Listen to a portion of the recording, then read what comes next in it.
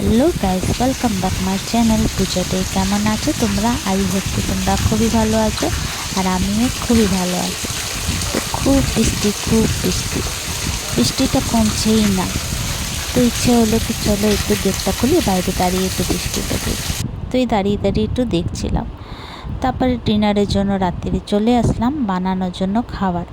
তো এখানে কিছুটা মশলা, গোটা মশলা যেমনি জিরে আছে, ধনে আছে, গোলমরিচ আর সব এটা একটু ফ্রাই করে নেব শুকনো কড়াইতে।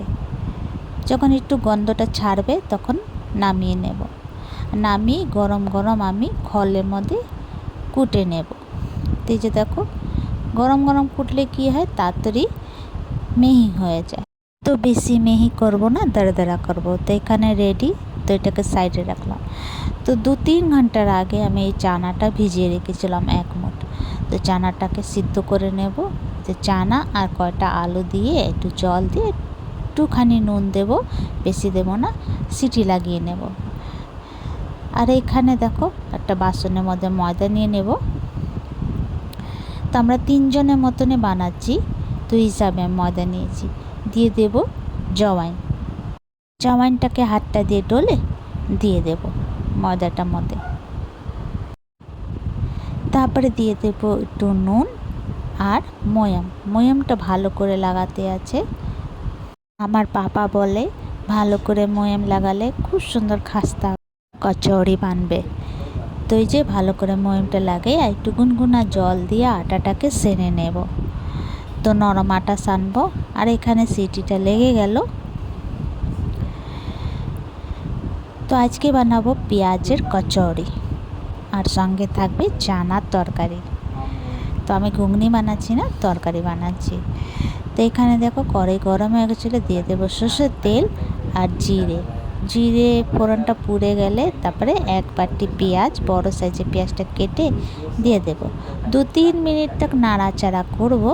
তারপরে দিয়ে দেবো আদা রসুন বাটা। তারপরে একটু নাড়াচাড়া করে লঙ্কা পাউডার, হলুদ পাউডার, স্বাদ অনুসার নুন দিয়ে মশলাটাকে একটু ভালো করে ফ্রাই করব। তবে এই যে 1 চামচের মতন আমি দিয়েছিলাম বেসনটাকে ফ্রাই করব মশলাটার সঙ্গে। তারপরে দেব ওই যে মশলাটা যে ভেজে গুঁড়ো করে রেখেছিলাম, সেই মশলা আমি 1.5 চামচের মতন দিয়ে দিয়েছিলাম। আর একটা বড় সাইজের আলু গ্রেট করে তারপরে এর মধ্যে মিলিয়ে দেব। ভালো করে মশলাটাকে ফ্রাই করে নেব, তারপরে নামিয়ে নেব। তো মশলা হয়ে গেল রেডি। তারপর আবার এখানে কড়াইয়ের মধ্যে তেল গরম করে জিরে, তেজপাতা, শুকনো লঙ্কা ফোড়ন দিয়ে দেব। আর দিয়ে দেব গোটা গরম মশলা আর ছোট সাইজের পেঁয়াজ কুচি কেটে দিয়ে দেব। সঙ্গে একটু ফ্রাই করব। একটুখানি গোলাপি হয়ে গেলে তারপরে এর মধ্যে দিয়ে দেবো কিছুটা মশলা, যেমনি রসুন বাটা, হলুদ, লঙ্কা পাউডার, ধনে পাউডার, জিরে পাউডার, একটা এলাচ ফাটিয়ে দিয়ে দিচ্ছিলাম। মশলাটাকে কষিয়ে নেব, একটুখানি জল দিয়ে কষাবো ভালো করে।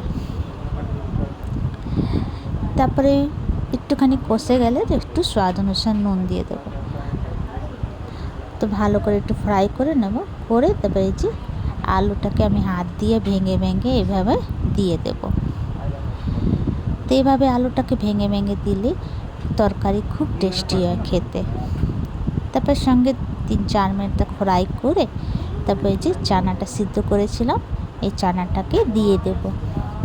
সঙ্গে ফ্রাই করব আলুটার সঙ্গে 2-3 মিনিট ফ্রাই করে তারপরে এর মধ্যে দিয়ে দেব আমি ওই যে ভাজা মশলা রেখেছিলাম 1/2 চামচ দিয়ে দেব। তারপরে একটু জল দিয়ে দেব। জলটা দিয়ে ভালো করে মিক্স করব। একটুখানি ফুটে গেলে গরম মশলা দিয়ে দেব। গরম মশলা দিয়ে ভালো করে ফুটাবো তরকারিটাকে, নাড়াচাড়া করতে থাকবো। তো এখানে দেখো ভালো করে ফুটে গেছে, আমার তরকারি রেডি। এবার নামিয়ে নেব বাটিতে। তো এই যে রেডি চানা আলুর তরকারি। তারপরে এই আটাটাকে নিয়ে নিলাম, আটাটাকে একটু আবার দিয়ে ভালো করে মেখে নেব।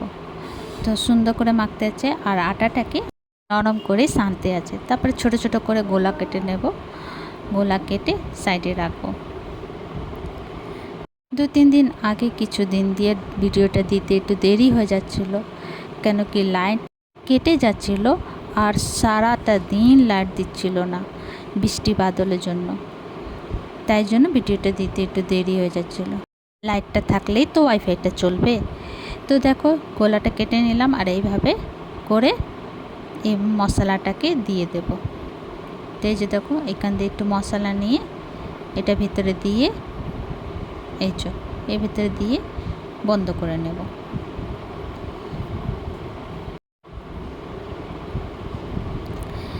তো এইভাবে আমি সমস্ত বানিয়ে নেব। আমরা কে কে শ্রাবণের মধ্যে মাছ মাংস খাও না সেটা কমেন্ট করে জানিও। আমরা তো খাই না, আর কিছুদিন পরে আসবে ঘরে, তখন আবার তোমাদের কাছে ভালো ভালো ভিডিও দেখাবো। তো এখানে দেখো এইভাবে আমি সমস্ত বানিয়ে নেব। এই যে হাত দিয়ে যেতে দেব, সমস্ত বানিয়ে নেব। তারপরে আমি কড়াই বসিয়ে দিয়েছি, কড়াইয়ের মধ্যে দিয়ে দেবো রিফাইন অয়েল। রিফাইন অয়েলটা হালকা গরম হয়ে গেলে এটা এক একটা করে ছেড়ে দেব, আর আমি নাড়াচাড়া করব না। 3-4 মিনিট পরে উলট পুলট করব, আর খুব সুন্দর নিজে নিজে ফুলে উঠবে, খুব সুন্দর খাস্তা হবে। তো এইভাবে আমি লাল লাল করে ব্রাউন করে খাস্তা কচুরি রেডি করে নেব। এই যে দেখো কত সুন্দর ফেটে গেছে না, আর খেতে খুব সুন্দর হয়েছিল, খুব সুন্দর দারুণ হয়েছিল।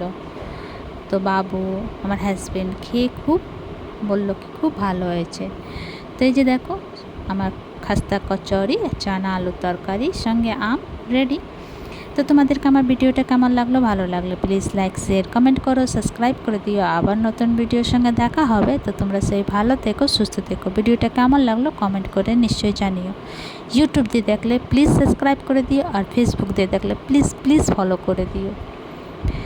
তো তোমরা জানিও ভিডিওটা কেমন লাগলো, আর একবার বানিয়ে নিশ্চয়ই খেও খাস্তা কচুরি চানা আলু তরকারি। তো চলো ভিডিওটা এখানে শেষ করছি। Bye bye, take care.